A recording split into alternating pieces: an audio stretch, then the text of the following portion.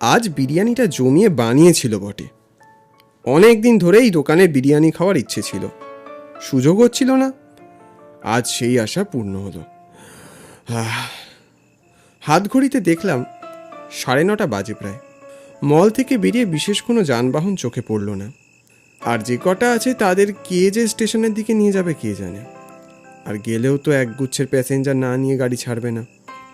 অগত্যা আর কি করার, কোনো মতে একটা টোটোয় চেপে বসলাম। কোথায় যাবেন? স্টেশন। 100 টাকা খুচরো হবে তো? 100 টাকা? দাঁড়ান দেখছি। এখন যেতে পারবো না কিন্তু দাদা, আগে লোক আসবে তারপর যাব। অবশেষে খানিকক্ষণ পর দুজন প্যাসেঞ্জার এসে বসল। আমি ব্যাগ ঘেটে ডায়েরিটা বের করে কি একটা যেন লিখছিলাম। এই কারণে আমি তোমাকে নিয়ে কোনো পার্টিতে আসতে চাই না। কোনো একটা সেন্স আছে তোমার? জাস্ট